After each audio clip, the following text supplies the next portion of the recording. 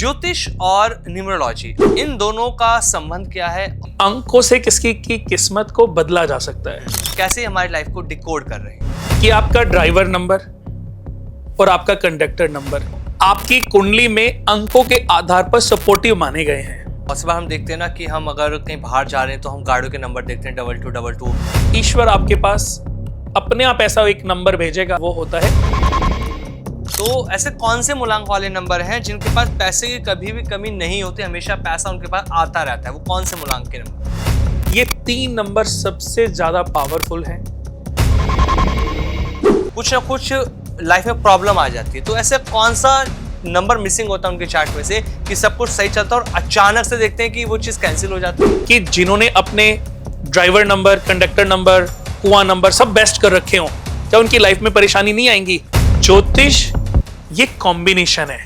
कि मिथ है कि हमने अगर नाम चेंज करा तो लाइफ में बदलाव आ रहा है, ऐसा नहीं है। तो मुझे लगता है कि पहले तो आमिर जी आपको ही करना चाहिए। तो उसके लिए फिर आप बताइए क्या करना चाहिए। हर चीज आपकी जन्म कुंडली से। कैसे आप सभी, स्वागत है आपका हमारे इस पॉडकास्ट में। आपके साथ मैं हूं आमिर। आज का ये पॉडकास्ट बेहद खास रहने वाला है। आज हम बात करने वाले हैं न्यूमरोलॉजी को लेकर, अंक ज्योतिष। एक ऐसा विषय, एक ऐसा टॉपिक आज हमने आप लोगों के लिए लिया है ताकि आप लोग न्यूमरोलॉजी को समझ पाएं। ज्योतिष से हम अपने जीवन की हर परेशानी के बारे में जान पाते हैं, क्योंकि हमारी जो जन्म कुंडली होती है वो सब कुछ हमारे बारे में बताती है। लेकिन जो न्यूमरोलॉजी होती है, जो न्यूमरोलॉजी का चार्ट होता है, उससे कैसे हम अपनी लाइफ की प्रॉब्लम्स को डिकोड कर सकते हैं, कैसे न्यूमरोलॉजी हमारी लाइफ में हमें आगे बढ़ने में हेल्प करता है। 1 से लेकर 9 नंबर क्या कहते हैं आपकी लाइफ के बारे में, आपका मूलांक कैसे आपकी लाइफ को बदल सकता है, आपका भाग्यांक कैसे आपकी किस्मत को बदल सकता है। बहुत कुछ बात करने वाले हैं इस न्यूमरोलॉजी के पॉडकास्ट में, क्योंकि हमारे साथ जो हमारे खास मेहमान हैं, जो गेस्ट हैं, उन्हें आप लोग अच्छे से जानते हैं। मोस्ट सर्च एस्ट्रोलॉजर में उनकी गिनती होती है। अगर आज के डेट में आप गूगल पे जाके लिखते हैं कि फेमस एस्ट्रोलॉजर कौन है, तो एक ही नाम आता है, कुणाल कुमार। लाइफ डिजाइनर कुणाल कुमार एक ऐसा नाम है जिन्होंने लगातार लोगों की लाइफ को बदला है, और आज आपकी लाइफ को भी डिजाइन करेंगे न्यूमरोलॉजी के माध्यम से। सर बहुत बहुत स्वागत है आपका। नमस्कार। नमस्कार। कैसे हैं सर आप? मैं ठीक हूँ, आप बताइए। सर बहुत बढ़िया है। और जैसा हमने कहा कि आज के डेट में सबसे ज़्यादा सर्च आप किए जाते हैं, अगर हम सोशल मीडिया की बात करते हैं, गूगल पर अगर हम लिखते हैं कुणाल कुमार, तो सबसे पहले निकल कर आती हैं आपकी बहुत सारी वीडियोस, बहुत सारी रेमेडीज और ऐसे कमेंट्स देखने को मिलते हैं जहाँ से ये पता लगता है कि कैसे आपने लोगों की लाइफ को बदला है। आज का जो विषय हमने लिया है न्यूमरोलॉजी। आपसे हम लगातार ज्योतिष को लेकर बात करते हैं, लेकिन आज न्यूमरोलॉजी को लेकर आपसे बात करनी है। तो बहुत सिंपल शब्दों में आपसे समझना चाहता हूँ, ज्योतिष और न्यूमरोलॉजी, अंक ज्योतिष जिसे हम कहते हैं, इन दोनों का संबंध क्या है और क्या समानता है, कैसे हमारी लाइफ को डिकोड कर रहे हैं? जी देखिए, सबसे पहले तो हम इसी पर बात करते हैं कि अंकों का खेल, जी अंक ज्योतिष और ज्योतिष का आपस में संबंध क्या है। जी बिल्कुल। एक बच्चा जब जन्म लेता है तो उसके लिए एक डेट निर्धारित है, एक मंथ निर्धारित है, एक ईयर निर्धारित है। ज्योतिष में अगर हम बात करें तो जब कोई बच्चा जन्म लेता है तो डेट ऑफ बर्थ, टाइम और ईयर और बर्थ टाइम और बर्थ प्लेस के आधार पर उसका एक चार्ट तैयार होता है, जिसमें 12 भाव में 12 राशियों में 9 ग्रह विद्यमान होते हैं। न्यूमरोलॉजी भी ज्योतिष का एक अभिन्न अंग है, लेकिन ये कहना शायद बिल्कुल 100% गलत होगा कि अंकों से किसी की किस्मत को बदला जा सकता है। ये सपोर्ट करती है। अच्छा। देखिए, अंकों से आप किसी के कर्म, नेचर, व्यवहार को बदल नहीं सकते। अंक से आप नेचर को जान सकते हो। अंक से आप उसका मूलांक नंबर, उसका भाग्यांक नंबर, उसकी लाइफ के बारे में थोड़ा समझ सकते हो। लेकिन मैं आपको यहाँ पर एक बात बता दूं, और प्रैक्टिकली चाहे आप किसी भी व्यक्ति के साथ ये फॉर्मूला लगा लेना कि आपका ड्राइवर नंबर और आपका कंडक्टर नंबर, यानी कि जो आपका मूलांक है और जो आपका भाग्यांक है, वो आपकी कुंडली में अंकों के आधार पर सपोर्टिव माने गए हैं। लेकिन अगर उस नंबर के स्वामी की पोजीशन आपकी जन्म कुंडली में नीच राशि में बैठी है, जैसे कि आप 11 तारीख को जन्मे हैं और आपका जो मूलांक है, आपका जो ड्राइवर नंबर है वो 2 है, और अगर 2 नंबर के जो स्वामी हैं चंद्रमा, वो आपकी जन्म कुंडली में नीच राशि में जाके बैठ गए, आपके केतु राहु के साथ उनकी युति बनी हुई है, तो मैं आपको ये साबित कर सकता हूं कि ये नंबर आपके जीवन में इतना स्ट्रगल भर देगा कि आप इस स्ट्रगल से अपने आप को अंकों के आधार पर मुक्ति नहीं दिला पाएंगे। नहीं, कुणाल जी आप कह रहे हैं कि हमारे जीवन को और परेशानी में डाल सकता है हाँ, अंक अगर ज्योतिष। बार बार जैसे देखो, अंक ज्योतिष में क्या क्या कहा गया है कि आपका जो ड्राइवर नंबर है हाँ। और आपका जो कंडक्टर नंबर है, ये आपके लिए सपोर्टिव होते हैं। बिल्कुल। मैं भी मानता हूं कि ये नंबर आपको ऑलवेज सपोर्ट करते हैं,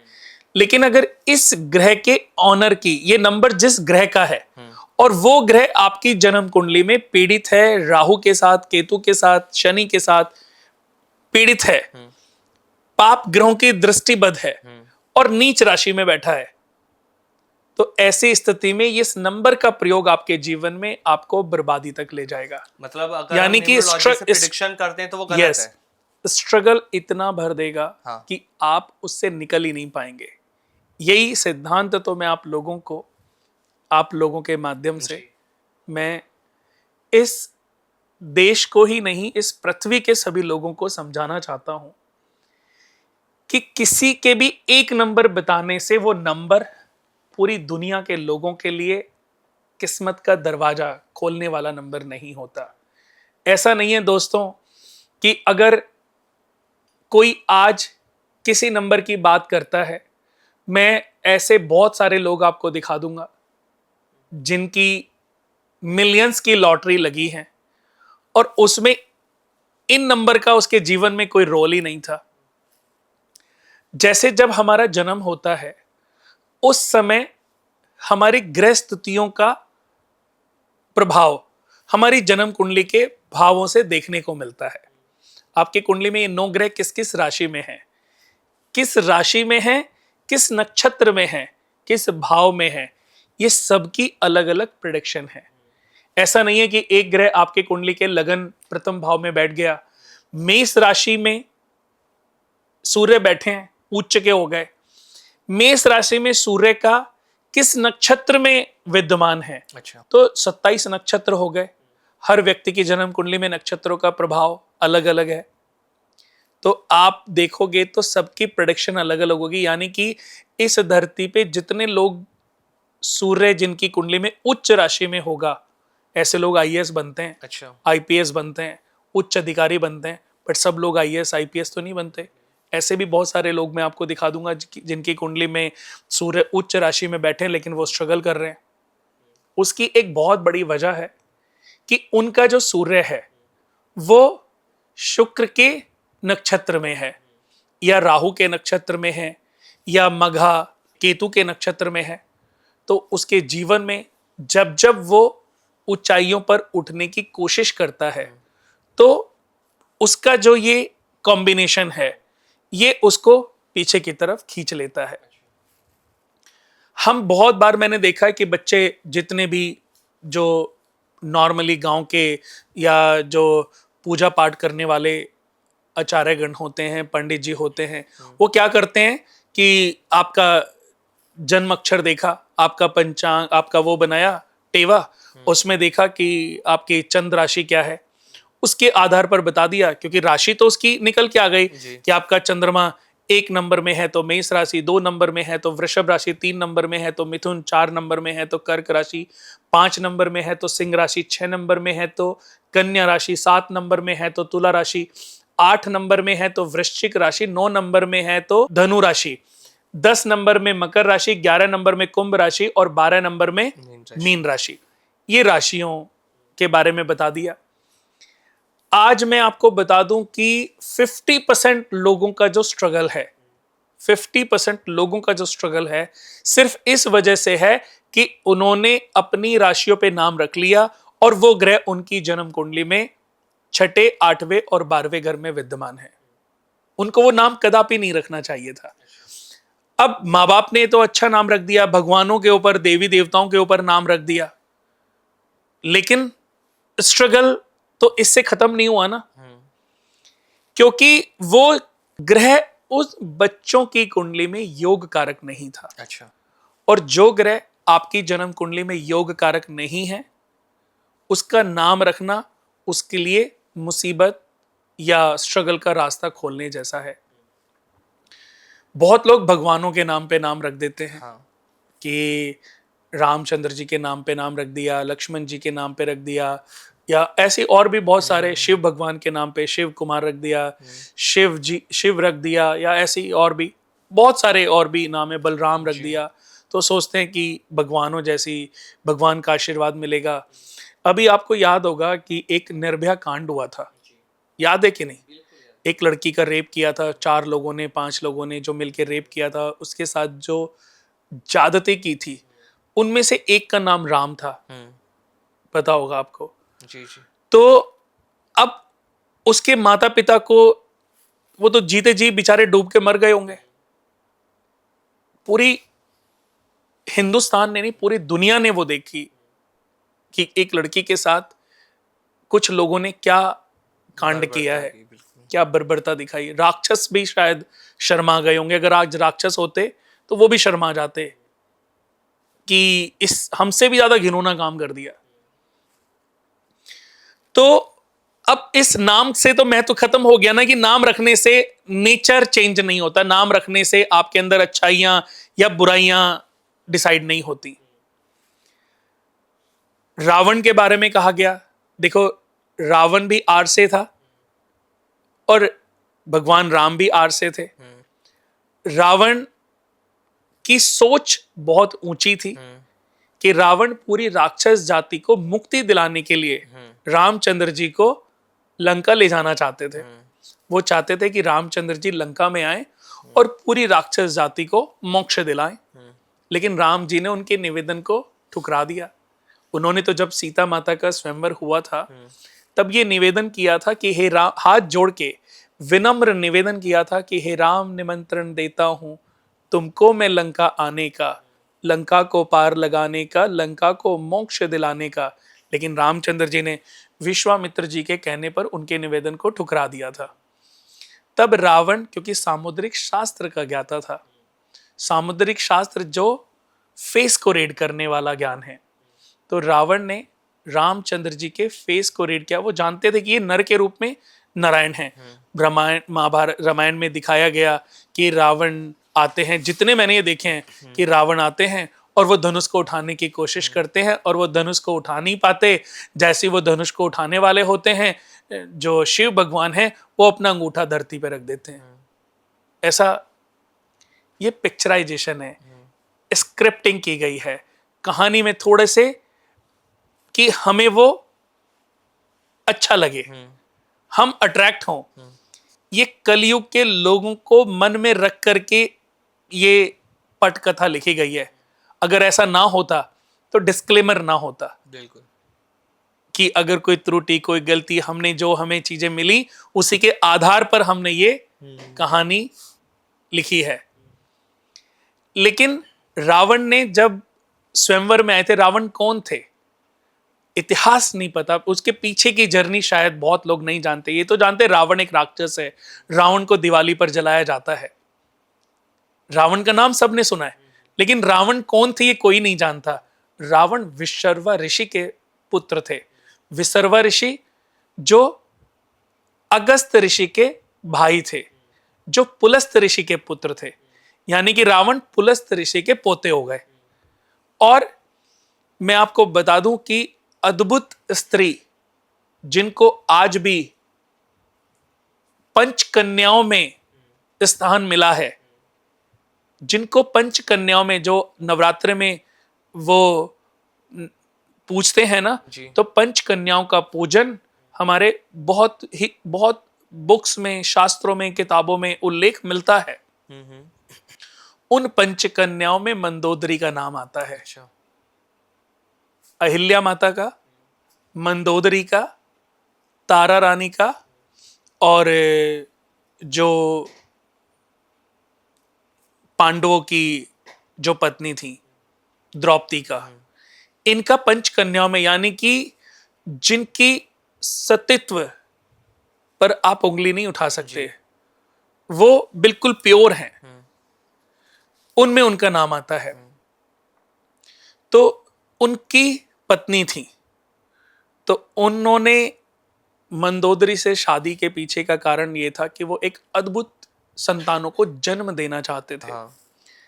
लेकिन रावण ने जब स्वयंवर में रामचंद्र जी को देखा और उन्होंने वो पहचान लिया कि ये नर के रूप में नारायण हैं, तो उनसे हाथ जोड़ के निवेदन किया कि आप लंका में आओ और जो राक्षस जाति है उनको मोक्ष दिलाओ।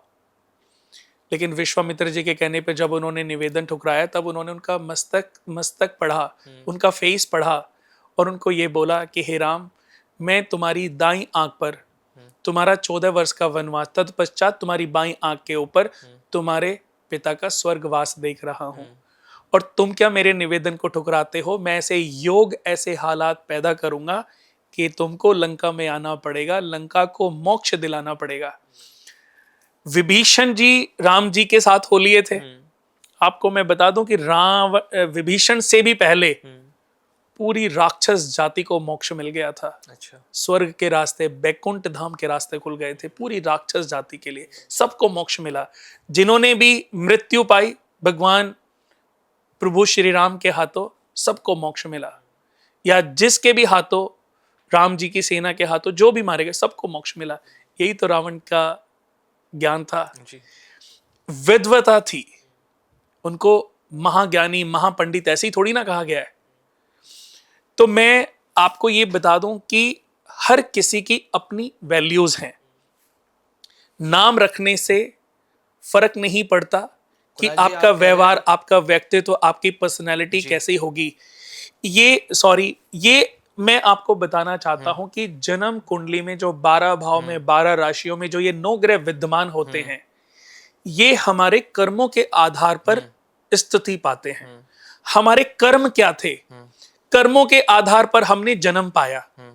माता पिता, भाई बहन, पत्नी, सखा, ये सब हमारे कर्मों की जर्नी है। हमारे ग्रहों से तो चीजें डिसाइड हो रही हैं, और इनको ठीक करने का तरीका भी हमारे कर्म है। तभी देखो, हमेशा मैं कर्मों के सिद्धांत को बहुत महत्व देता हूं। अगर आपके कर्म अच्छे हैं ना, तो आपका ड्राइवर नंबर, आपका डेस्टिनी नंबर, आपका कंडक्टर नंबर जो भी होगा, ईश्वर आपके पास अपने आप ऐसा एक नंबर भेजेगा जो आपकी बातों को ईश्वर तक पहुंचाने का काम करेगा, और वो होता है एंजल नंबर जी। जिसको आज के समय पे फेंगशुई में कुआं नंबर भी कहा गया है। वैसे जो उसका पूर्ण नाम है वो है पाकुआ नंबर। अच्छा।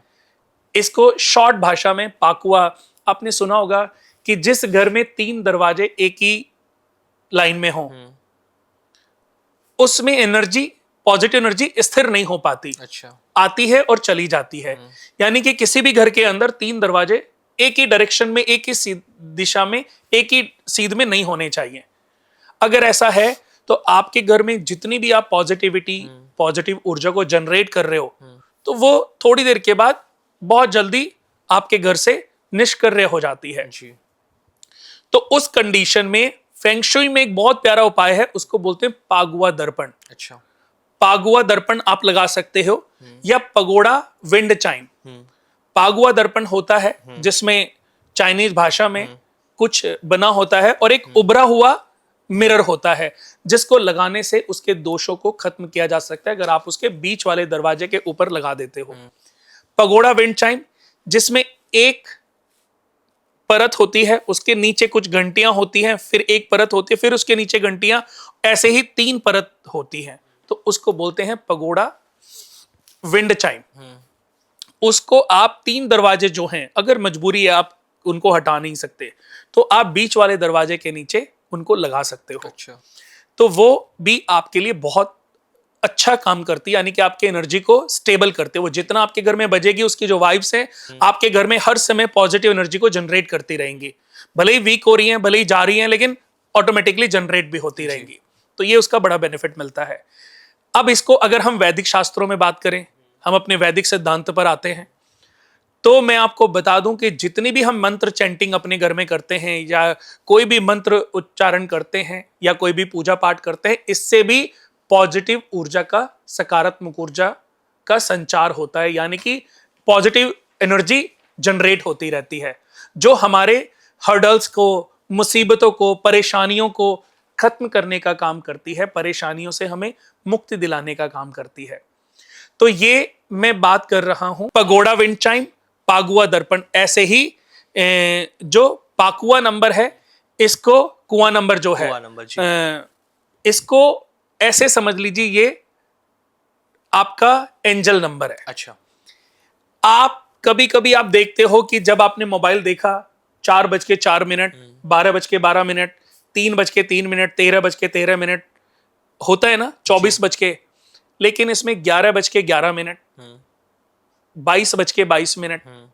ये नंबर ऐसे हैं, जब भी आपको नजर आते हैं, जब भी आपको नजर आते हैं तो समझ लीजिए कि ईश्वर की शक्तियां, उसको एंजल्स भी कह सकते हैं, ईश्वर की शक्तियां आपके सराउंडिंग है। बहुत बार हम देखते हैं ना कि हम अगर कहीं बाहर जा रहे हैं तो हम गाड़ियों के नंबर देखते हैं, 222244, मतलब हाँ, एक ये जैसे भी, नंबर हमारी आंखों के ये सामने जो बार बार आते हैं। चीजें आपके सामने अगर बार बार हो रही हैं जी। तो इसका कोई मतलब मैसेज ईश्वर, है यूनिवर्स का। ईश्वर आपसे कुछ बात करना चाहता अच्छा। है, आपको इंडिकेशन देना चाहता है, या वो एंजल्स आपकी बातों को ईश्वर तक पहुंचाने का काम कर रहे हैं। उस समय अच्छा सोचिए, अच्छा। अच्छा बोलिए और अच्छा ही करने की कोशिश करिए, क्योंकि कई बार ईश्वर हमें मौके देता है और हम उन मौकों को पहचान नहीं पाते।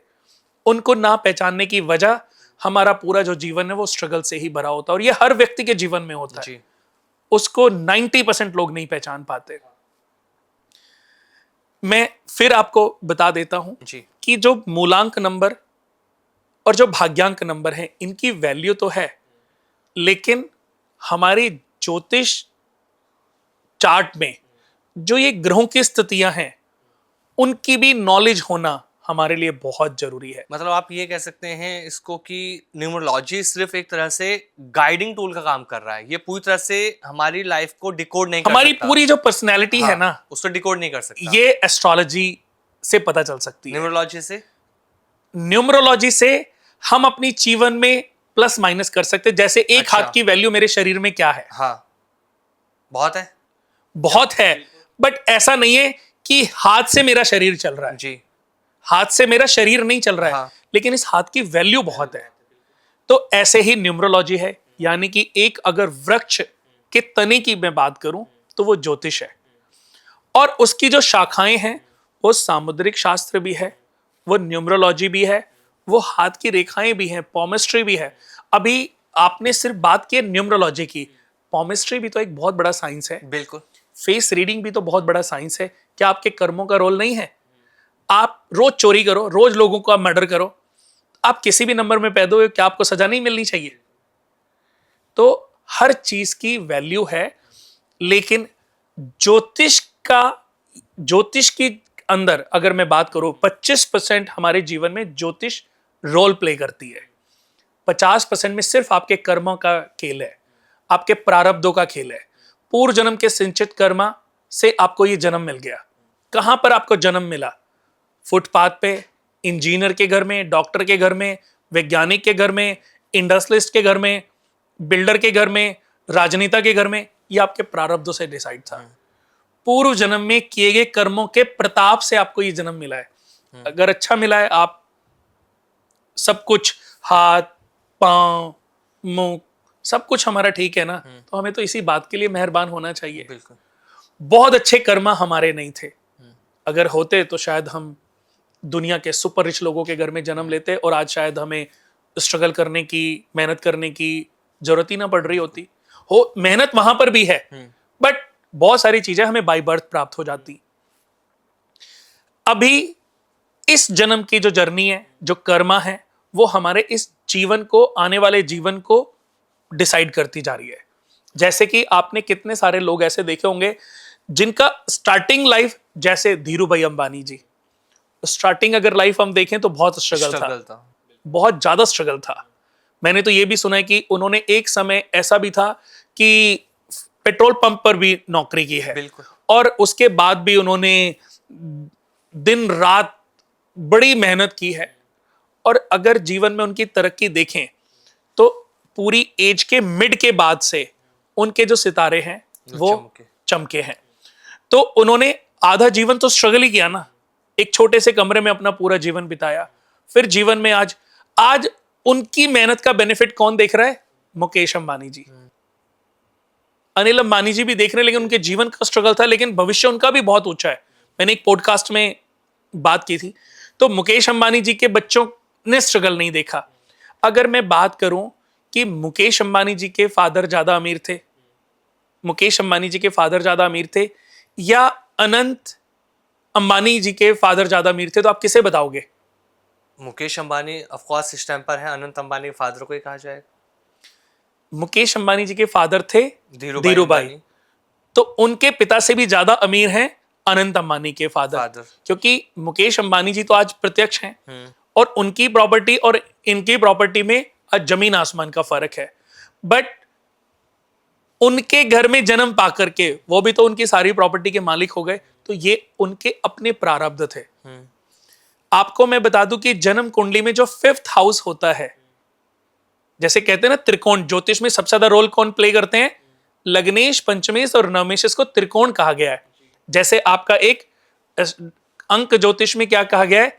ये मूलांक है, ये भाग्यांक है, और ये आपका एंजल नंबर है, जिसको कुआं नंबर या पाकुआ नंबर लोग बोलते हैं। लेकिन मूलांक का और भाग्यांक का अगर हम उस नंबर से पहले देखें तो बहुत बड़ा रोल है। अच्छा। बहुत आदमी जिंदा है, सही सलामत है, तो ही तो आपका एंजल नंबर काम करेगा। बिल्कुल। आदमी वेंटिलेटर पे ही है तो एंजल नंबर क्या काम करेगा? जी जी। उसके पास आ भी जाए, आज आप वेंटिलेटर पे हो, आपको 4,000 करोड़ की प्रॉपर्टी मिल जाए, तो आपके वो किस काम की है? आप मुझे बताइए। आप वेंटिलेटर पे हो, आपको 10-20 हजार करोड़ की प्रॉपर्टियां मिल जाएं, और आपका पूरा जीवन ये कहा जाए कि आप वेंटिलेटर पे ही रहोगे, तो आपके वो पैसा किस काम का? नहीं है, बिल्कुल। तो ऐसे ही मूलांक का और भाग्यांक का हमारे जीवन में बहुत बड़ा रोल प्ले है। मूलांक कैसे बनता है? जो हमारा बर्थ है, हमारा डेट ऑफ बर्थ क्या है, उसका जो जोड़ है, इसको हम मूलांक नंबर कहते हैं। 1 है तो 1, 2 है तो 2, 3 है तो 3, 22 है तो 2 + 2, 25 है तो 2 + 5, 28 है तो 2 + 8, यानी कि 1 से 9। अब 1 से 9 में जो नंबर आए, उन नंबर को हम ग्रहों से ही तो कनेक्ट करते हैं। बिल्कुल कुणाल जी, 1 से 9 नंबर को हम ग्रहों से कनेक्ट करते हैं। मैं 1 से लेकर 9 नंबर के बारे में आपसे थोड़ा समझना चाहता हूँ। बहुत सारे लोगों को लगता है कि हर नंबर लकी होता है, लेकिन एक्चुअल में ऐसा है नहीं। जब आपने ग्रहों की बात करी तो हर नंबर की अपनी अपनी वैल्यू होती है। 1 से लेकर 9 नंबर, आपके हिसाब से कौन सा नंबर ऐसा है जो सबसे ज्यादा लकी है न्यूमरोलॉजी में? देखो, मैंने 3 नंबर को अपने जीवन में सबसे पावरफुल नंबर माना है। एक तो 1 नंबर, 1 नंबर वाले भी इतिहास रचते हैं जी। पूर्व जन्म के संचित कर्मों के फलों को पाने के लिए व्यक्ति 1 नंबर में जन्म लेता है। 1 नंबर के बाद 4 नंबर वाले, उनके पास इतना दिमाग होता है कि वो दुनिया में कुछ भी कहीं पर भी पैदा कर सकते हैं। किसी भी आयु में जाकर के, किसी भी डाउनफॉल को देखने के बाद वो फिर से बुलंदियों को छूने की क्षमता रखते हैं। 4 नंबर भी बहुत महत्वपूर्ण है, और खास तौर पर इस युग के लिए, कलयुग के लिए, क्योंकि राहु का नंबर है और कलयुग में कली का प्रभाव है। तो कली के साथ जो सबसे अच्छी मित्रता है दोस्तों, वो राहु की है। तो ये सबसे पावरफुल नंबर है 1 नंबर के बाद, जो सबसे ज्यादा पावरफुल है और सबसे ज्यादा तेजी से काम करता है। 4 नंबर वाले कभी मार नहीं खाते, कभी भूखे नहीं रहते जीवन में। वो किसी भी तरीके से अपना जीवन अच्छी तरीके से पालन कर लेते हैं। उसके बाद जो इस जन्म में पूरे जीवन में जो मेहनत करके बुलंदियों तक पहुंचते हैं, अपनी कई पीढ़ियों तक के लिए संपत्तियों को छोड़ के जाते हैं, वो होते हैं 8 नंबर। तो 1 नंबर, 4 नंबर और 8 नंबर, ये 3 नंबर सबसे ज्यादा पावरफुल हैं। इन नंबर में जितने भी जातक अगर पैदा हुए हैं उनको अपनी जन्म कुंडली में अपने ऑनर्स की, जैसे 1 नंबर के मालिक हैं सूर्य, 4 नंबर के मालिक हैं राहु, 8 नंबर के मालिक हैं शनि, अगर इनके पोजीशन पता चल जाए, इनकी स्थिति पता चल जाए, तो अगर आपके जीवन में स्ट्रगल 10 साल है ना, तो उस 10 साल के स्ट्रगल को 10 महीने में चेंज करके बाकी के बचे हुए सालों में दुनिया की सबसे रईसियत स्थिति तक पहुंचने की क्षमता रखते हैं। आज के डेट में बहुत सारे लोग ऐसे हैं जिन्हें लगता है कि पैसा मेरे पास रहे, पैसे की कमी ना रहे, और कुछ लोग ऐसे हैं जिनका पैसा आता तो लेकिन टिकता नहीं है, और बहुत से लोग ऐसे हैं जो सिर्फ मेहनत करके रह जाते हैं, पैसा आता ही नहीं है। तो ऐसे कौन से मूलांक वाले नंबर हैं जिनके पास पैसे की कभी भी कमी नहीं होती, हमेशा पैसा उनके पास आता रहता है, वो कौन से मूलांक के नंबर? देखो, 2 नंबर वालों के पास बहुत पैसा आता है। 4 नंबर और 6 नंबर वाले जो लोग हैं, इनकी लाइफ के शुरुआती जीवन में स्ट्रगल रहता है, लेकिन मिड लाइफ में ये बहुत पैसा पैदा कर देते हैं। लेकिन ये जितना भी पैसा जनरेट करते हैं, इनका बेनिफिट इनके फैमिली वाले ज्यादा उठाते हैं।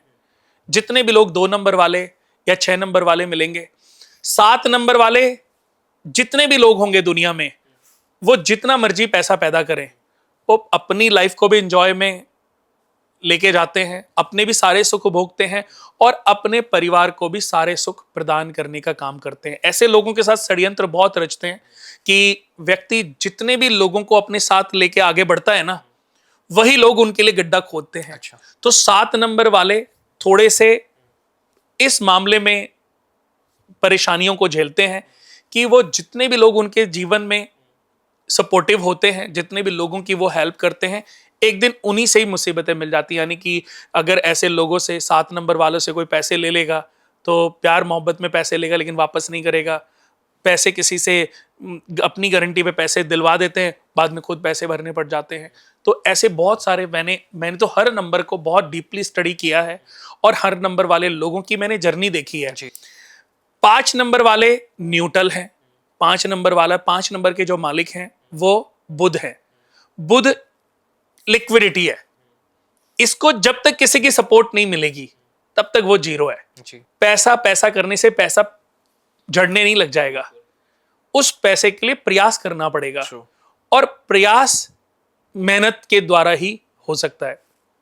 जैसे कि मैं आपको एक बात बताना चाहूंगा कि आपके पास आज 10 करोड़ रुपए हो और 10 करोड़ रुपए को आप अपने घर में रख करके चले जाओ और 10 साल के बाद वापस आकर के उस पैसे को देखोगे तो पैसा कितना हो जाएगा? वो 10 करोड़ रुपए कितना हो जाएगा?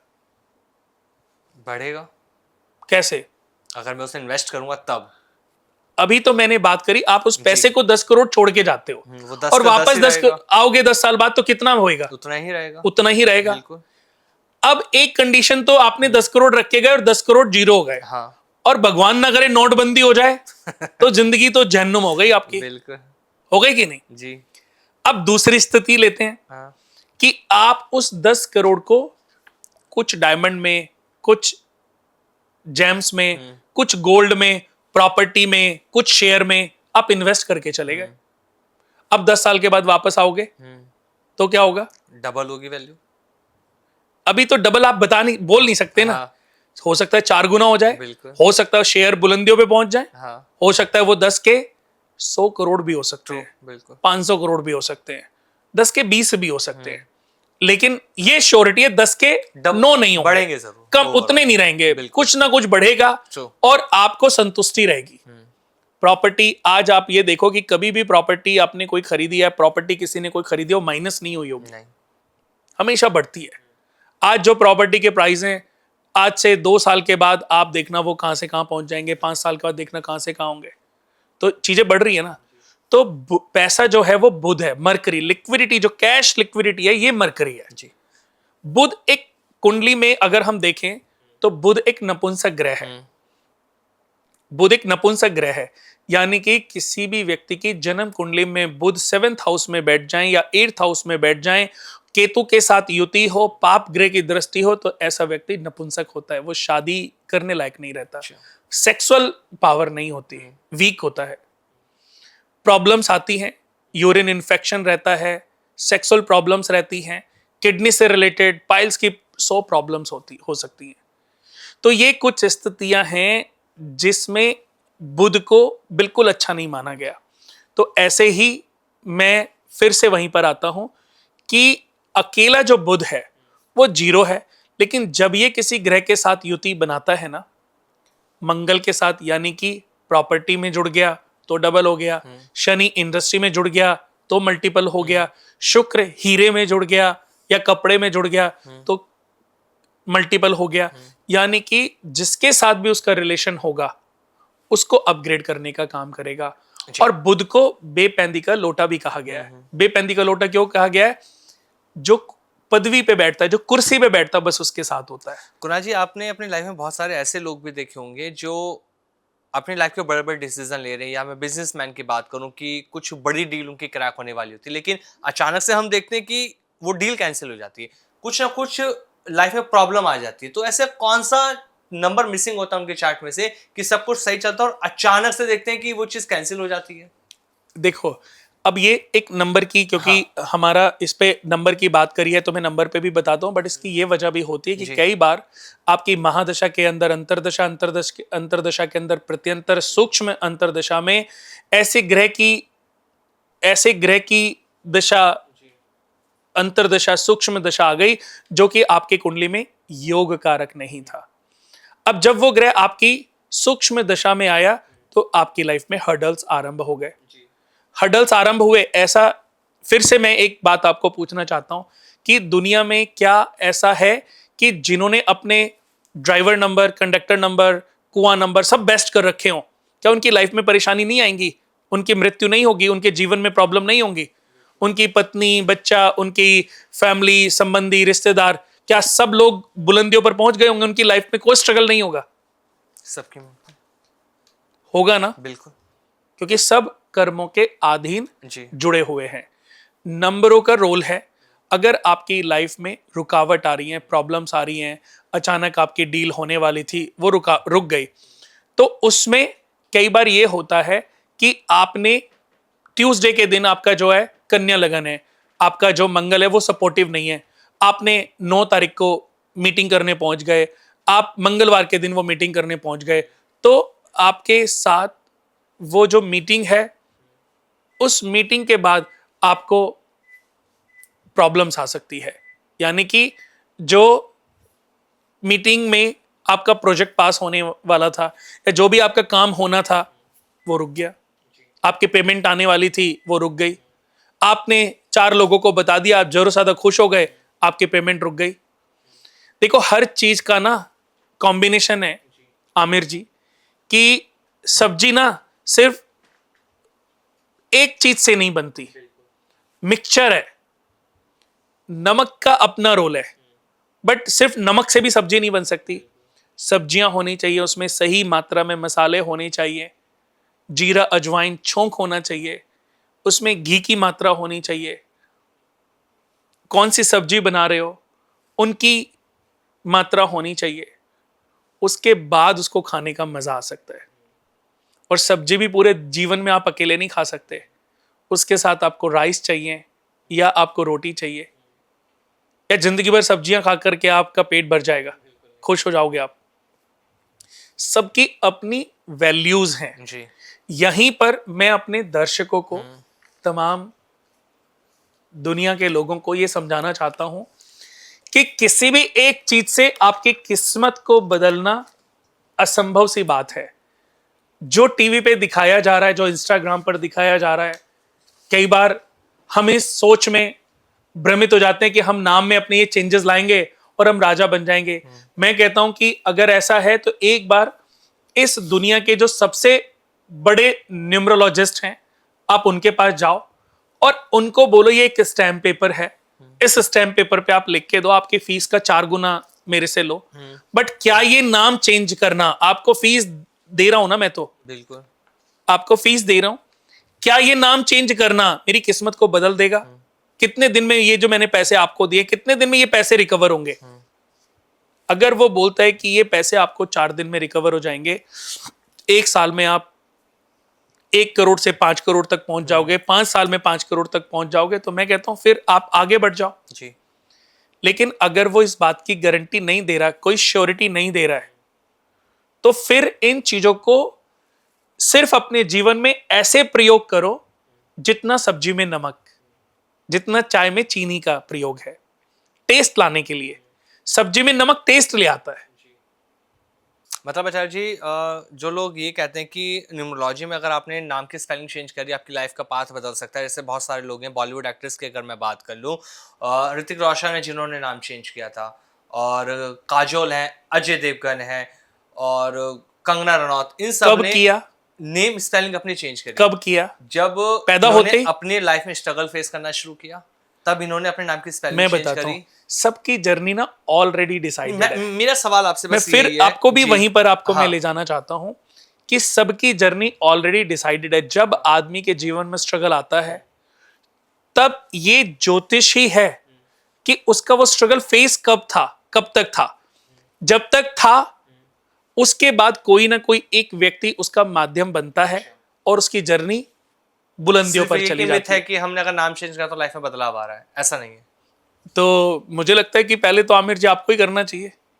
तो उसके लिए फिर आप बताइए क्या करना चाहिए। मैं तो इस सिद्धांत पे बात नहीं कर रहा हूं ना, मैं तो ये समझाने की कोशिश कर रहा हूं कि हर चीज का हमारे जीवन में हाँ। रोल है। बट ये सोचना कि इससे या ऐसा करने से मेरी किस्मत बदल जाएगी, ये गलत है। कि जैसे सब्जी में सभी चीज का रोल प्ले है। हाँ। नमक टेस्ट तो ले आता है, बट सिर्फ नमक से सब चीजें डेवलप नहीं हो रही है। नमक अकेले नहीं खा सकते, आपकी हड्डियां गल जाएंगी। अकेले नमक खाया ही नहीं जा सकता। आप उसको चख सकते हो, अरे ये तो नमक है, लेकिन आप फंकी नहीं मार सकते, या मार सकते हो बिल्कुल नहीं। लेकिन बिना नमक के सब्जी भी नहीं खा सकते, टेस्टलेस है। तो ऐसा फिर मैं इसलिए बोल रहा हूं कि ज्योतिष ये कॉम्बिनेशन है, ये जड़ है जिसमें सब चीजें समाहित हैं।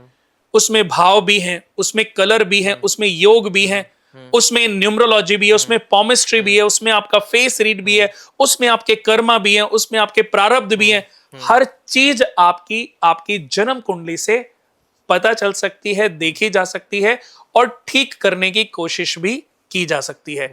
यानी कि अगर आज आपके जीवन में स्ट्रगल है, ये पता चल गया कि आपका चंद्रमा नीच का है और आपका 11 नंबर में 11 तारीख को जन्म हुआ या 2 तारीख को जन्म हुआ, तो मैं उस कंडीशन में बार बार आपके चंद्रमा को, भले ही आपका वो मूलांक नंबर है, भले ही आपका वो ड्राइवर नंबर है, पर फिर भी मैं उसको आपको अवॉइड करने के लिए बोलूंगा।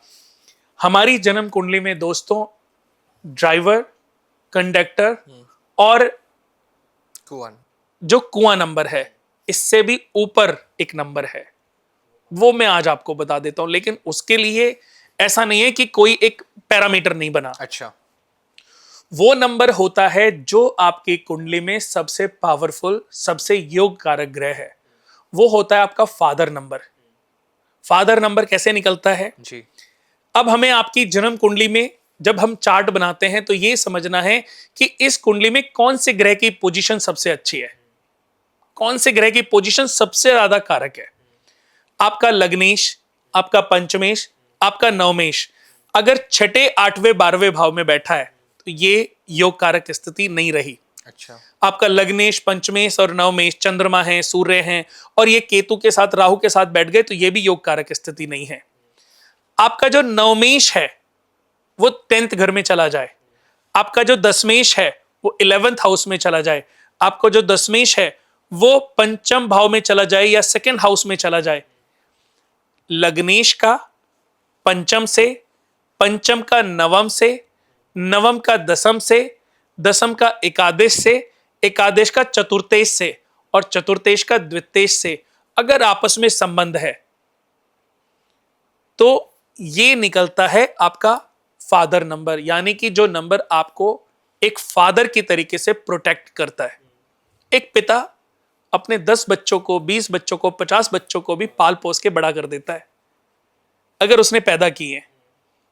100 पड़ोसी मिलके भी एक बच्चे को पाल पोस नहीं सकते। चैरिटी जितना मर्जी कर देंगे लेकिन पूरे जीवन की जिम्मेदारी एडॉप्शन ले लेते हैं, लेकिन एज ए फादर बन के, लेकिन 100 पड़ोसी मिलकर के भी एक फुटपाथ पे रहने वाले बच्चे को पाल पोस के बड़ा नहीं कर सकते। कि सोसाइटी के 10 लोग इकट्ठे हो गए, चलो ये फुटपाथ पे 4 बच्चे स्ट्रगल कर रहे हैं, इनकी फीसें हम भरेंगे। आपने सुना ही नहीं होगा। लेकिन अगर एक पिता के 10 बच्चे भी है ना, वो दिन रात मेहनत करेगा उनको, अगर उसको चलो अच्छा पढ़ा लिखा ना पाए, लेकिन उनको रात को भूखा नहीं सोने देगा। तो ये होता है फादर। और ये फादर नंबर का रोल कौन प्ले करता है? जो हमारी जन्म कुंडली के भावों में सबसे योग कारक ग्रह हो, यानी कि वो लग्नेश भी हो सकता है, पंचमेश भी हो सकता है, नवमेश भी हो सकता है, दसमेश भी हो सकता है, वो द्वितेश भी हो सकता है, वो चतुर्थेश भी हो सकता है। उसकी पोजीशन समझनी है कि वो सबसे अच्छी कहां पर है। आज मैंने देखा है 90% 99% लोग क्या करते हैं, आपका लग्नेश का रत्न आपको पहना देंगे, आपका पंचमेश का रत्न आपको पहना देंगे, आपका दसवीं आपका नवमेश का रत्न पहना देंगे। त्रिकोण के रत्न पहनाएंगे ना, लग्नेश पंचमेश और नवमेश। एक जीवन रत्न है, एक कारक रत्न है, एक भाग्य रत्न है।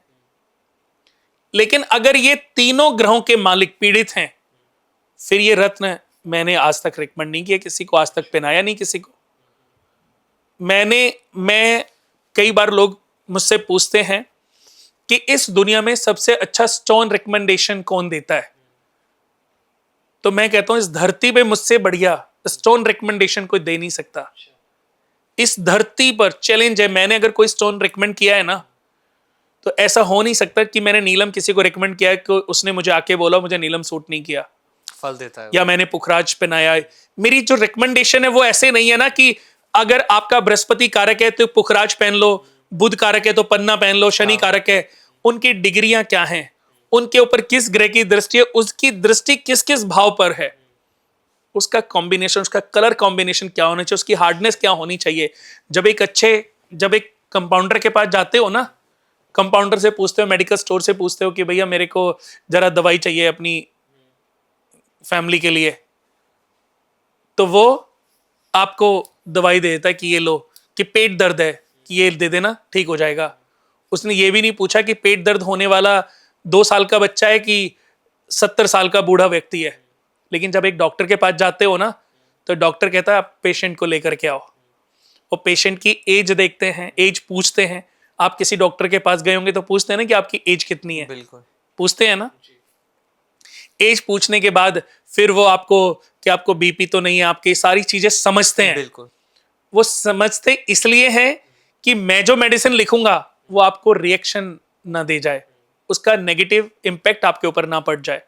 फिर पूरा समझ के तब वो अपने पर्चे पर लिख करके देते हैं, और वो मेडिसिन आप खाते हैं और आप ठीक हो जाते हैं।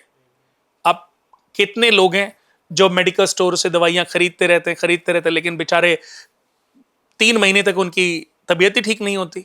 ऐसे बहुत बार लोगों को मैंने देखा, मैंने स्टडी किया है। तो ऐसे ही जब मैं किसी की जन्म कुंडली देखता हूं, तो मैं देखता हूं इस बच्चे का जन्म के पीछे ईश्वर का उद्देश्य क्या है, किस योग में बच्चे का योग शुभ योग है, बच्चा वैद्रती योग में पैदा हुआ है, बच्चा शूल गंड अतिगंड परिगा व्यातिपात, ये डेंजरस योग होते हैं। इन योग में पैदा होने वाला बच्चा का अगर हम देखें, प्रारब्धों का बहुत श्राप मिला हुआ है इसको, तो उस बच्चे को पहले ये समझाना है बेटा तूने सत्कर्म करने हैं, तूने सही रास्ते पकड़ने। तेरे जीवन में अगर एक भी तू गलती करेगा, गलती की कोई माफी नहीं है अभी तेरे जीवन में, क्योंकि ऑलरेडी तू अतिगंड योग में पैदा हुआ, ऑलरेडी तू परिगा योग में, मैं खुद परिगा योग में जन्मा हूं। अच्छा, लेकिन जो मेरा वर्ण है वो ब्राह्मण है। 4 वर्ण होते हैं ना, ब्राह्मण, क्षत्रिय, वैश्य और शूद्र। आज दुनिया का हर व्यक्ति अपने नेचर के अकॉर्डिंग, उसका जो वर्ण है उसके नेचर के अकॉर्डिंग अपने जीवन को जी रहा है। लेकिन उसको सबसे पहले देखना चाहिए कि व्यक्ति किस योग में पैदा हुआ है। मैं आपको बता दूं कि हमारी बेटी का जन्म 2011 में हुआ था, 15th ऑफ मार्च 2011 में। और वो किस योग में पैदा हुई? सौभाग्य योग में। शुक्र उसका 6 नंबर मूलांक हो गया, शुक्र का अंक हो गया जी। सौभाग्य योग में पैदा हुई। आपको मैं बता नहीं सकता कि जिस दिन से वो पैदा हुई ना, जब पैदा हुई थी उसी दिन उसका जन्म हुआ था 12:45 पे। सुबह जब शोरूम खुले थे, तो मैंने TNT मोटर है इधर इधर अशोक विहार की तरफ। मैंने सबसे पहले कि मैं सुबह तक सिर्फ यही सोचता रहा मैं ऐसा अपनी वाइफ को क्या दूं, क्योंकि बेटी का जन्म हुआ था। मेरे को 26-27 साल हो गए नया साल वैष्णो देवी में मनाते हुए, जाते हुए, दर्शन करते हुए। तो जब मेरी शादी भी नहीं हुई थी तभी मैं उनसे मांगता था वैष्णो माता से कि माता मुझे एक बेटी देना, मुझे एक बेटी देना। मतलब मेरी इच्छा थी कि मुझे बेटी देना। तो बेटी का जब जन्म हुआ ना, आप बता नहीं सकते कि मुझे कितनी खुशी हुई होगी। जी। और जो मेरे करीबी 3 लोग मुझसे मिलने आए थे, जो मुझसे बहुत अटैच थे उस समय, ये 2011 की बात है। जी। तो जो पहले व्यक्ति ने कहा कि बेटी हुई है, कोई बात नहीं, अगली बार बेटा होएगा। दूसरा व्यक्ति मिलने आया, उसने कहा अगली बार बेटा होएगा। उसने कोई बात नहीं, बेटा भी देगा भगवान। तो मैं उनकी बातें सुन के जब बैठा था ना, मैं आंसुओं से रो रहा था कि ये लोग कौन होते हैं, कैसे डिसाइड करते हैं ये कि मुझे बेटे की नीड है। इनको क्या पता कि बेटी के लिए मैंने कितनी मन्नतें मांगी हैं, कितने मैंने माता को माथा टेका है, कितने साल हो गए मैंने तो यही मांगा है कि मुझे बेटी देना। तो मैंने इतने साल, देखो आज अगर मैं काउंट करूं तो शायद 26-27 साल हो गए। 26 सालों से मैं कांवड़ लेके आता हूं और 26 सालों से ही 27 सालों से ही समझ लो वैष्णो देवी जाता हूं। ये दोनों मैंने एक साथ ही शुरू किए थे। तो मैंने वैष्णो माता को सिर्फ ये प्रार्थना की कि माता अगर दिल से कभी भी तुझे लगा होना कि मैंने सच्ची श्रद्धा से पूजा की है, भक्ति की है, आपको माना है, तो मुझे कभी बेटा मत देना, मुझे बेटी ही देना। अगर दूसरे बच्चे की भी कभी इच्छा रहेगी ना तो मुझे बेटी देना। मैंने ऐसा उनको मांगा था। जी। खैर बेटी हुई। जी। तो मैंने सुबह सबसे पहले जाके ना, मैं पूरी रात ये सोचता रहा मैं ऐसा क्या करूं, क्या दूं जो ये मेरे जीवन का यादगार पल बन जाए, दिन बन जाए, मेरी वाइफ को, मेरी बेटी को हमेशा याद रहे।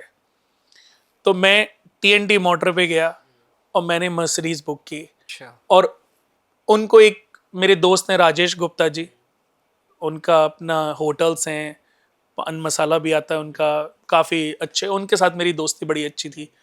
तो मेरे पास पैसे कम पड़े तो थैले में भर के लाए, कह रहे मेरी तरफ से। मैंने कहा भी ये मेरे को तो लोन वोन अभी आज तो होएगा नहीं, मुझे आज ही चाबी चाहिए। उन्होंने बोला ये तो लोन प्रोसीजर है।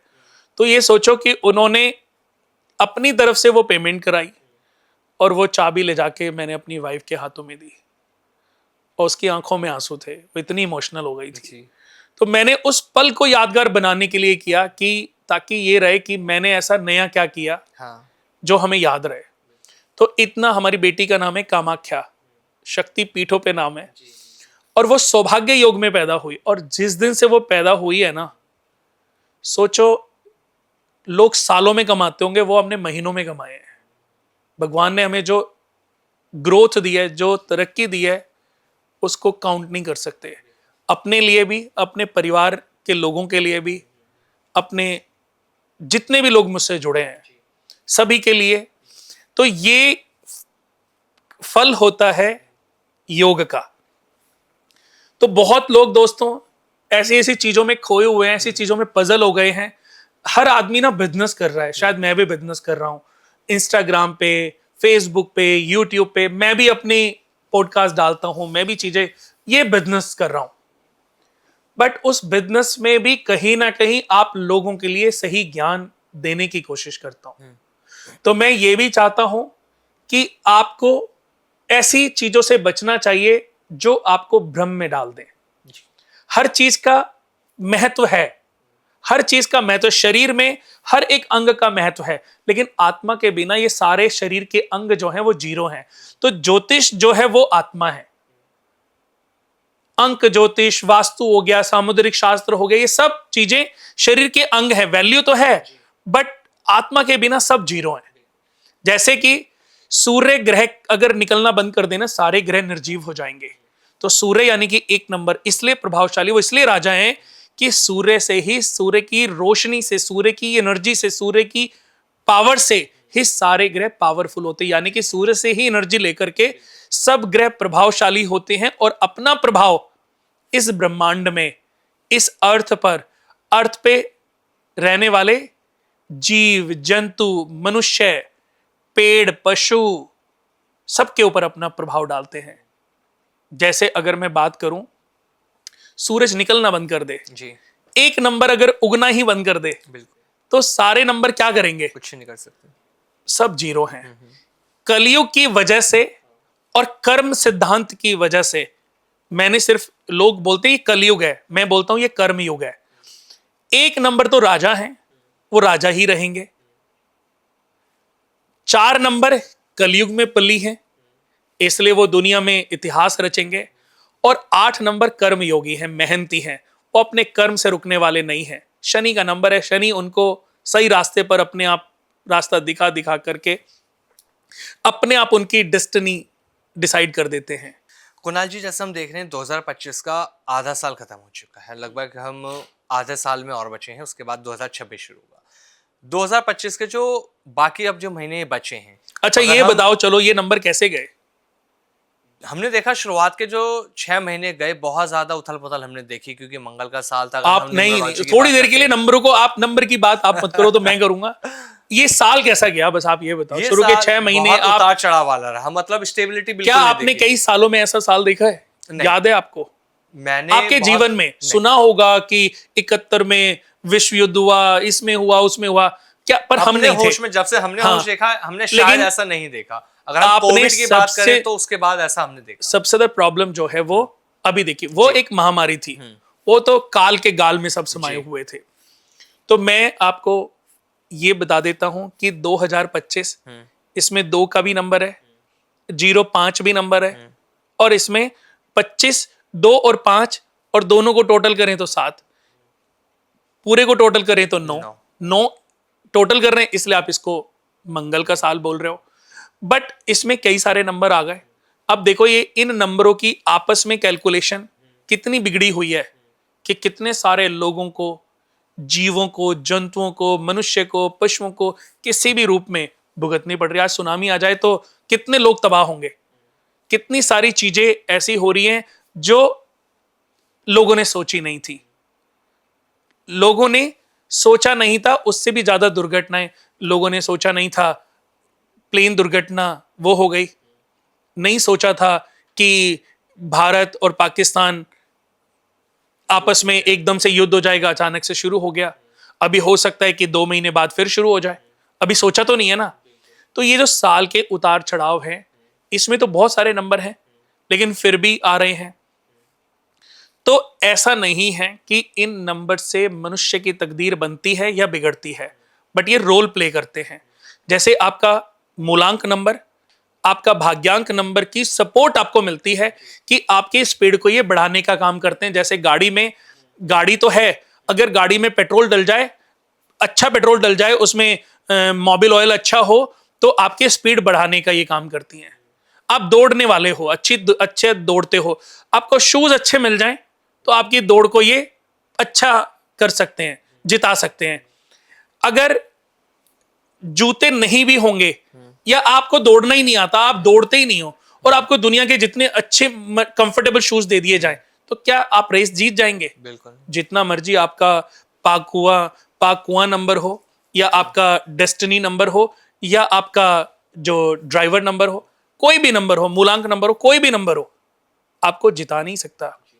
आप देखोगे दुनिया के हर नंबर में, हर नंबर के लोगों में स्ट्रगल भी है, और हर नंबर के लोगों ने तरक्कियां भी की हैं। जी।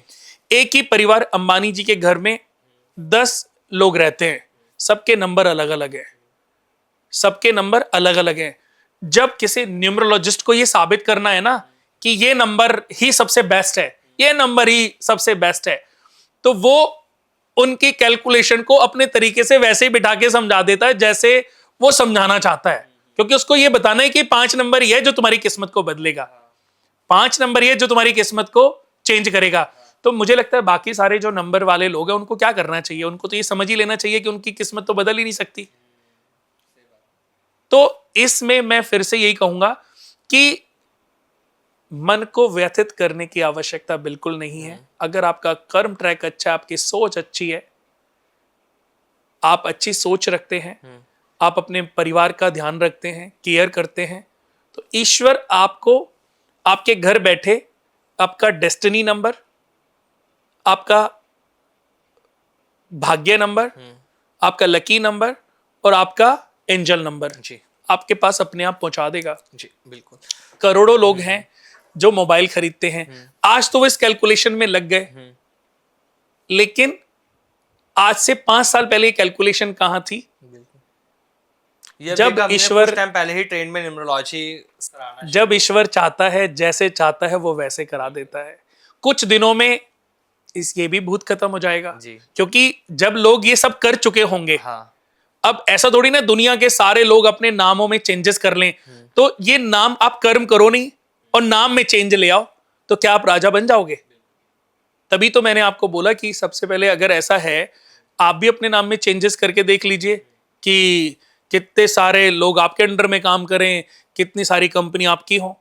लेकिन मैं फिर यहाँ पर यही कहूंगा कि अगर आप मेहनत ही नहीं करोगे, प्रयासरत ही नहीं रहोगे, तो चाहे कोई भी आप नाम रख लो, कोई भी नाम जोड़ लो, कुछ भी चीजें प्लस माइनस कर लो, पर फिर मैं बोलता हूं कि ऐसा भी नहीं कि चीजें काम नहीं करती, काम करती हैं, लेकिन आपके कर्मों के आधार पर जो डेस्टिनी ईश्वर ने तैयार की है उसके साथ जुड़ करके ये आपकी स्पीड को कई गुना बढ़ाने का काम करती है। ज्योतिष में लोग, जैसे पहले टीवी पे एस्ट्रोलॉजी होती थी, शुरू शुरू में शायद हो सकता है मैं भी ऐसे ही करता हूँ, लेकिन आप मेरे कितने पॉडकास्ट या कितने टीवी पे जो शोज होंगे डले होंगे, तो आप देखोगे मैं सबसे पहले जब किसी की जन्म कुंडली देखता हूं, तो सबसे पहले देखता हूं कि बच्चा किस योग में पैदा हुआ है। शुभ योग, वृद्धि योग, आयुष्मान योग, सौभाग्य योग, हर्षण योग, शुक्ल योग, सिद्धि योग, ब्रह्म योग। पैदा होने वाले बच्चे बहुत सारे चांसेस में इतिहास रचने का काम करते हैं। उनको अपनी पावर्स का पता चल जाए तो किसी भी बुलंदी तक पहुंचने की क्षमता रखते हैं। वो हर घर के लिए लक्की होते हैं, परिवार के लिए लक्की होते हैं, अपने एरिया के लिए भी लक्की होते हैं। हर महीने में कोई ना कोई योग जरूर होता है।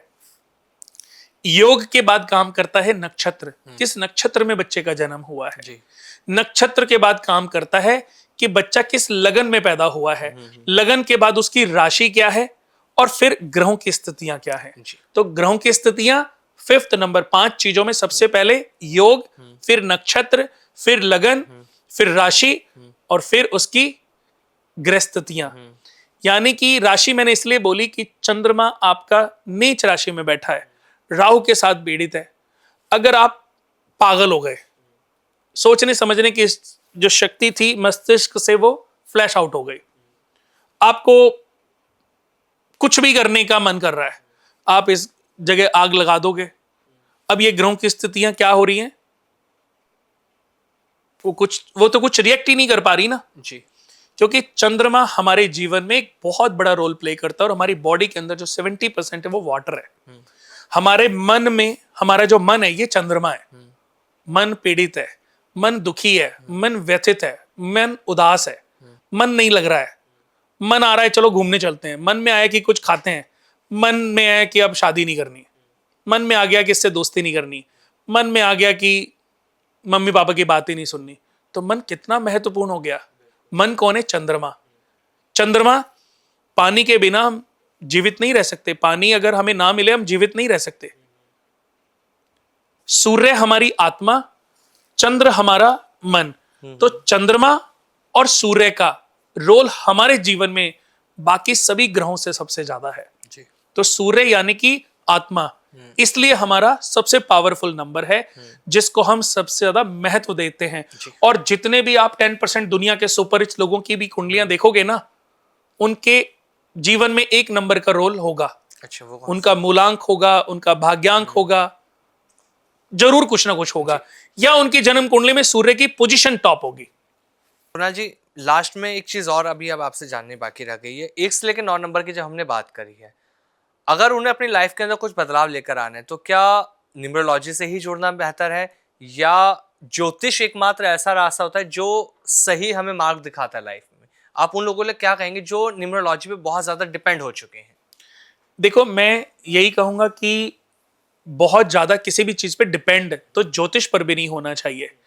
डिपेंड तो कहते हैं ना कि आज मात पिता भ्राता हर कोई, संकट में पूछत ना ही कोई, स्वामी एक है आस तुम्हारी, हाय हर हुमम संकट बारी, धन निर्धन को देत सदा ही, जो कोई जाचे सो फल पाही। माता पिता भाई बहन सगे संबंधियों पर भी निर्भर नहीं रहना चाहिए। माता पिता ने आपको जन्म दिया है, जन्म दिया, उन्होंने पाल पोस के आपको बड़ा कर दिया, अब उन पर भी आप कब तक निर्भर रहोगे? वो 80 साल के हैं, वो 60 साल के हैं, वो 90 साल के हैं, अभी भी आप उन्हीं पे निर्भर हो। जब वो इस दुनिया में नहीं होंगे तो आपका जीवन कैसे चलेगा? तो ईश्वर ये कहता है कि माता पिता भ्राता हर कोई, संकट यानी कि जब तक ये साथ में है अपने आप को एक काबिल इंसान बना लो। एक समय आएगा कि संकट पड़ेगा, तब भी साथ नहीं होंगे। आप अभी यहां पर हो, अभी कोई आपके साथ दुर्घटना घटित हो जाए तो अभी माता पिता तो साथ नहीं है ना, वो बचा तो लेंगे बट साथ तो नहीं है ना।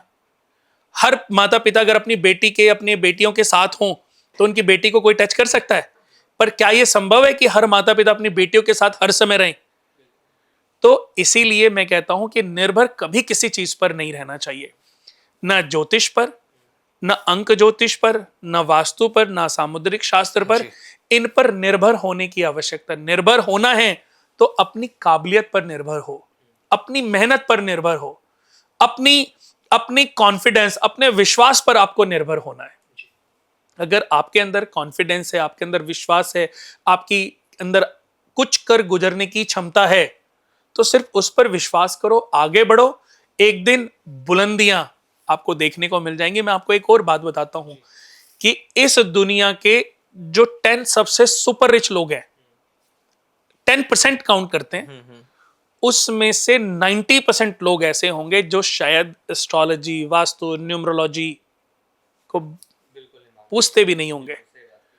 और उन्होंने ये जीवन में जो तरक्की पाई है ना, अच्छी एजुकेशन ली, सही समय पर वो फील्ड में चले गए और उनका बुलंदियों का तक पहुंचने का रास्ता मिल गया।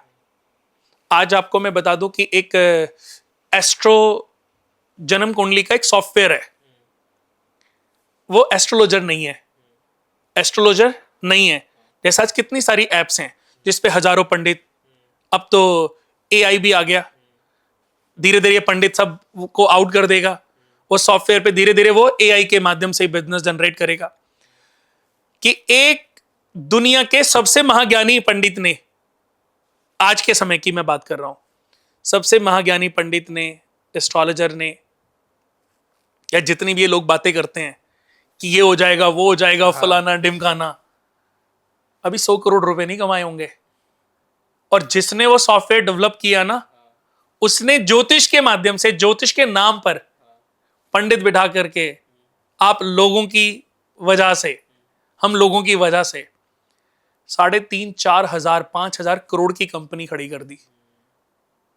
आज जो एस्ट्रोलॉजी के जो सॉफ्टवेयर है, जो एप्स हैं ना, ऐप हैं जो जिनमें पंडित लोग बैठे होते हैं, वो कम से कम 3-3, 4-4, 5-5 हजार करोड़ की कंपनियां बन गई।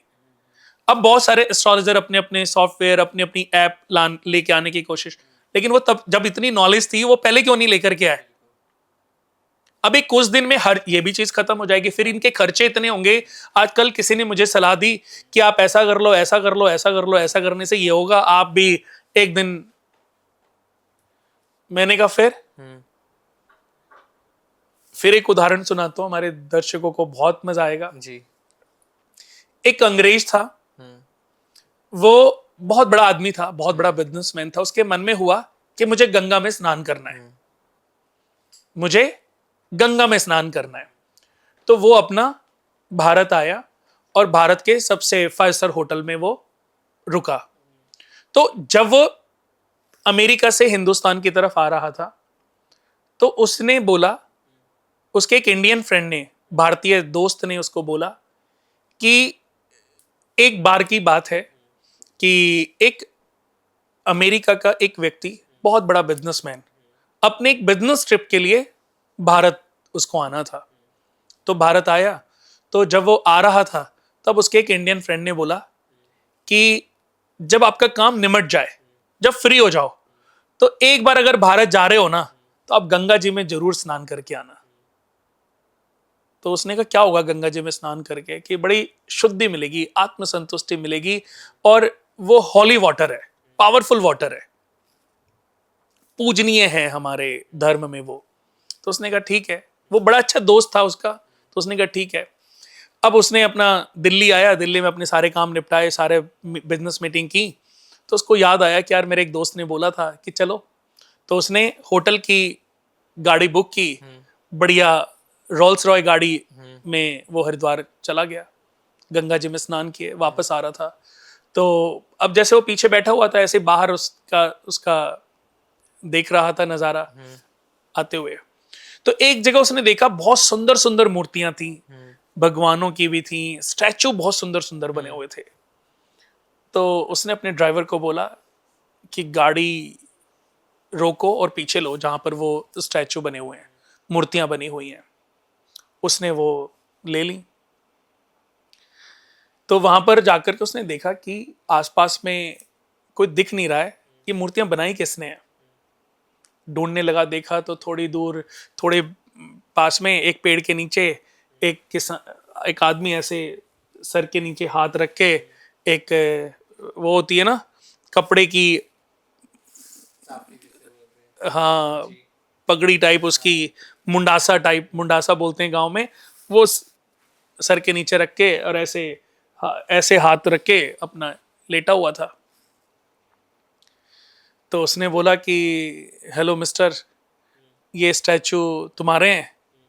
तो उसने बोला हाँ जी। क्या आपको कुछ खरीदने हैं? वो खड़े हो गए। क्या आपको खरीदना है कुछ? कि नहीं मुझे खरीदना नहीं है, मेरे पास एक प्रपोजल है आपके लिए। उसने उसको उठाने से पहले उन मूर्तियों को बारीकी से देखा। वो इतनी सुंदर मूर्तियां थीं जो मुंह से बोल रही थी, वो कारीगरी थी उसकी, अपनी मास्टरी थी। तो उसने कहा अगर ये मेरे साथ ज्वाइन कर ले और ये मेरे साथ अमेरिका चल ले, बिजनेस सेटअप कर लें हम, तो मैं तो इनको बेच के, अमेरिका में तो बहुत डिमांड है, मैं तो एक बहुत बड़ी कंपनी, हजारों करोड़ की कंपनी बना सकता हूँ।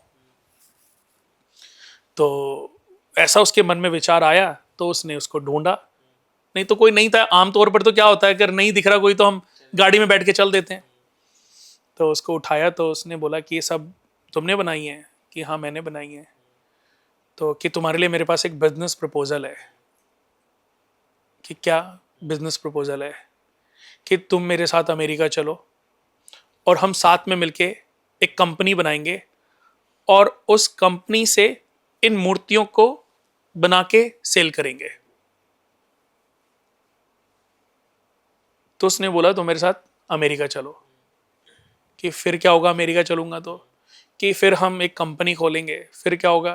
कि कंपनी खोलेंगे, फिर उसमें हम ये मूर्तियां बनाएंगे, एक फैक्ट्री लगाएंगे। कि फिर क्या होगा?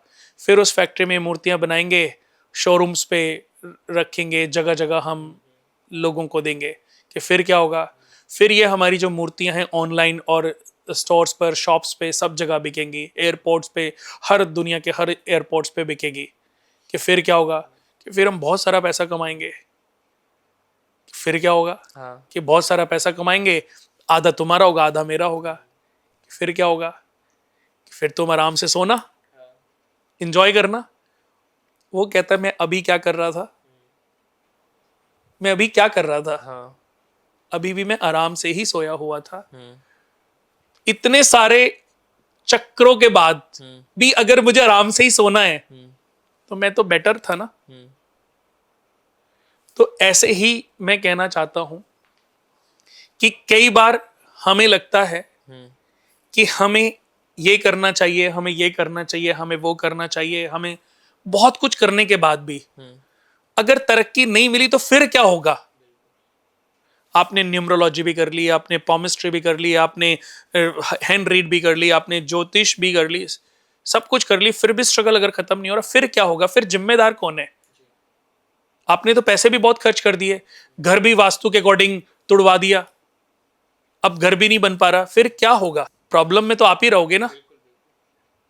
या उस एस्ट्रोलॉजर को या उस पॉमिस्ट्री को या वो जो नॉलेज आज एक्चुअली क्या है, इस नॉलेज पर ना कोई अभी पैरामीटर नहीं बना। कोई कुछ भी बोल रहा है, लोगों को लग रहा है ये उपाय सच है। बिल्कुल सही बात है। तेज पत्ता ज्यादा, एक लेडी ने बोला कि किसी का राहु खराब है तो उसको अपने पति को टॉयलेट साफ करवानी चाहिए। वो अगर टॉयलेट करे अपने घर की, तो मैंने तो यही सोचा कि ये औरत तो अपने पति को टॉयलेट ही साफ कराती होगी, तभी वो इतनी फेमस हो गई या फेमस हो जाएगी। इससे तो उसको बिजनेस ही बढ़ जाएगा। तो मैं यही कहना चाहता हूं कि ये नॉलेज है, इसको नॉलेज की तरीके से लो।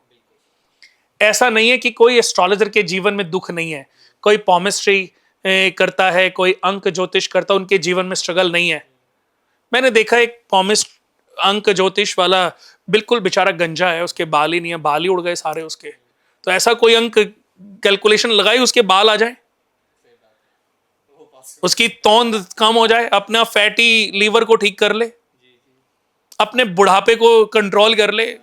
अंकों में तो अंक बोलते हैं, अंक में ताकत होती है, अंक सब कुछ करते हैं। अगर सब कुछ ये अंक करते हैं तो कर्म क्या करते हैं? आपके कर्मों का क्या रोल है? फिर कर्म क्यों करें, फिर काम क्यों करें? फिर तो दुनिया के हर व्यक्ति को अपना काम धंधा, अपना बिजनेस छोड़ करके सिर्फ इन्हीं चीजों पे काम करना चाहिए। इसलिए कर्म बेहद इंपॉर्टेंट। अगर हम कर्म कर रहे हैं लाइफ में तो हम किसी भी परेशानी से बाहर निकल सकते ये रूल्स हैं, ये रूल्स हैं, इनका प्रयोग आपके जीवन की स्पीड को बढ़ाने का काम करता है। हैं। बिल्कुल। और ये आपके पॉडकास्ट भी लोगों की स्पीड बढ़ाएगा, जिस तरह से वो न्यूमरोलॉजी को ये समझ के बैठे हैं कि सिर्फ न्यूमरोलॉजी हमारी लाइफ का बेड़ा पार करेगी, तो ऐसा बिल्कुल भी नहीं है। वो सिर्फ एक देखो, गाइडिंग टूल हो इंसान सकता है। आज के समय पे उपायों की भी बात करते हैं कि आज के समय पे क्या हो रहा है कि मेष राशि, वृषभ राशि, मिथुन राशि, सबकी राशियों में हर ग्रह का अलग अलग प्रभाव है। फिर लगन में हर ग्रह का अलग अलग प्रभाव है, इन नंबरों का अलग अलग प्रभाव है। सिर्फ इन नंबर से चीजें ठीक हो सकती हैं या कोई दान पुण्य से या और कोई उपाय करने से। तो अगर चीजें ठीक नहीं होती तो इसका मतलब, इसका एंड क्या है? जैसे किसी ने मुझसे पूछा कि आज के समय पे जो ये इंस्टाग्राम पे ये कुछ भी जो बताया जा रहा है, ये सब क्या उपाय हैं, ये काम करते हैं? मैंने कहा कोई उपाय नहीं है, कुछ काम नहीं करता। लेकिन जब आपका किसी एक व्यक्ति विशेष पर विश्वास हो जाता है और उसकी चीजों का फॉलो करते हो, उस पर विश्वास करके कोई भी चीजें करते हो जो जेन्युइन हो, जो जेन्युइन हो, तो ये ज्योतिष के लिए काम करती हैं चीजें। अगर मैं बात करूं ना आमिर जी, एस्ट्रोलॉजी सॉल्यूशंस का किसी भी शास्त्र में कोई वर्णन नहीं है। कोई भी ये चैलेंज नहीं कर सकता कि ये उपाय इस शास्त्र में लिखा था, इस गीता में लिखा था और ये कहा गया है कि ये उपाय करोगे तो पाप खत्म हो जाएंगे। अगर लिखा होगा ना, कर्म लिखा होगा, लिखा होगा तो कर्मों का आधार लिखा होगा। आपके संस्कारों के बारे में बताया गया होगा, आपके नेचर के बारे में, रिश्तों के बारे में, संबंधों के बारे में। अब पहला घर जो है माता पिता की सेहत, पूर्वजों का आशीर्वाद, दूसरा घर परिवार और कुटुंब, तीसरा घर मित्रों का और साथ में काम करने वाले लोगों का, चौथा घर माता का, पांचवा घर पिता का, छठा घर सौतेली माँ, मामा, शत्रु, छठा घर, सातवां घर पत्नी का, आठवां घर भांजों का, भतीजों का, नौवां घर धर्म गुरु का, अध्यापक का, टीचर का और पिता से मिलने वाले पुण्य ज्ञान का, 10वां घर पिता से मिलने वाली संपत्तियों का और पिता का या हमारे पितरों का जो ब्लेसिंग हमें मिलती है, 11वां घर हमारे चाचा ताऊओं का और 12वां घर हमारा जितने भी हमारे लोग साथ में काम करते हैं, जो सर्वेंट्स हो गए, जो सेवादार हो गए, जो पानी पिलाते हैं, जो आपके घर में ऑफिस में चपरासी हो गए या सर्वेंट हो गए। तो हर भाव में कोई ना कोई रिश्ता जुड़ा हुआ है। अगर आपने इन रिश्तों को ठीक कर लिया तो आप अपने ग्रहों को, नंबरों को ठीक कर सकते हो। जैसे सूर्य पहले घर के कारक हैं, 5वें घर के कारक हैं, 9वें घर के कारक हैं, 10वें घर के कारक हैं। बृहस्पति, उसके बाद मंगल, मंगल तीसरे घर के, छठे घर के और 11वें घर के कारक हैं। उसके बाद बुध, बुध चौथे घर के और 10वें घर के कारक हैं। उसके बाद बृहस्पति दूसरे, 5वें, 9वें और 11वें घर के कारक हैं। उसके बाद शुक्र 7th हाउस के कारक हैं। शनि छठे, 8वें, 12वें और 10वें घर के कारक हैं। तो हर ग्रह का अपना अपना एक भाव है जहां पर उनको कारक माना गया है। अगर ज्योतिष का सही आकलन हम कर लें, ज्योतिष को सही तरीके से समझ लें, अपने कर्मों को समझ लें, अपने नेचर को, बिहेवियर को समझ लें, अपने रिश्तों को समझ लें, तो जीवन में हमें स्ट्रगल करना नहीं पड़ेगा, हमें पीछे मुड़ के देखना नहीं पड़ेगा। हमने जो हमारी जो जन्म कुंडली है, कर्म कुंडली, कर्म कुंडली का फर्स्ट सिद्धांत यही है कि आपको आपके चरित्र का ज्ञान दे, आपको आपके बिहेवियर का, आपके प्रारब्धों का, पूर्व जन्म के संचित कर्मों का, पाप फलों का आपको ज्ञान देने का काम करती है कर्म कुंडली। हमारी जो जन्म कुंडली है उसका नाम ही हमने कर्म कुंडली रखा है, और वो इसीलिए रखा है कि आज के समय पे इंसान को नॉलेज नहीं मिल रही है। उस नॉलेज को देने के लिए करीबन 150 पेजेस की जन्म कुंडली हम बना के देते हैं, और कितने लोगों ने वो बनवाई है आप सोच नहीं सकते कि वो आज तक हमें धन्यवाद देते हैं कि अगर ये सही ज्ञान ना मिला होता तो हम तो पंडितों में फंसे ही रहे। उसमें न्यूमरोलॉजी भी है, उसमें आपका कंडक्टर नंबर भी है, ड्राइवर नंबर भी है, आपका एंजल नंबर भी है, आपके पूरे ज्योतिष का एक कैलकुलेशन भी है। आपके प्रथम भाव का रोल क्या है, सेकंड हाउस का रोल क्या है, थर्ड हाउस का रोल क्या है, 10th हाउस का रोल क्या है, हर हाउसेस का रोल क्या है, ग्रह का रोल आपकी कुंडली में क्या है। तो ये सब कुछ वैदिक ज्योतिष के आधार पर हमने कर्म कुंडली के माध्यम से सभी लोगों को देने की कोशिश की है, और आज लोगों की जो ब्लेसिंग हमें मिलती है तो हमें लगता है कि कितनी हद तक हम सफल भी हुए हैं। पूरे दुनिया के 600 करोड़ लोगों को मैं ये बना के नहीं दे सकता, पर जितने लोगों को भी दूंगा, जितने लोगों को भी मैं ये कुंडलियां बेच पाऊंगा, मुझे लगता है कि उनकी ब्लेसिंग मुझे ऑलवेज मिलती रहेंगी। बिल्कुल। और ये जो पूरा पॉडकास्ट रहा, जिस तरह से न्यूमरोलॉजी को लेकर आपने बात करी, बहुत सारे जो मिथ न्यूमरोलॉजी को लेकर हैं ये पॉडकास्ट देख के लोगों के दूर होंगे। और कुछ अगर रहा हो तो कमेंट करके आप कुणाल जी से पूछ सकते हैं, डिटेल सारी हमने दे रखी है, कनेक्ट कर सकते हैं। आपका कोई सवाल है ऐसा न्यूमरोलॉजी को लेकर जिसका जवाब आपको अभी भी नहीं मिला तो इस पॉडकास्ट में आपको जरूर मिलेगा, नहीं तो आप कनेक्ट कर सकते हैं कुणाल जी से। डिस्क्रिप्शन में सारी डिटेल्स दे रखी है। बहुत बहुत धन्यवाद कुणाल जी आपका, आप जुड़े, आपने न्यूमरोलॉजी को लेकर बहुत सारे मिथ्स हमारे आज क्लियर करे। Thank you so much. नमस्कार सर। नमस्कार।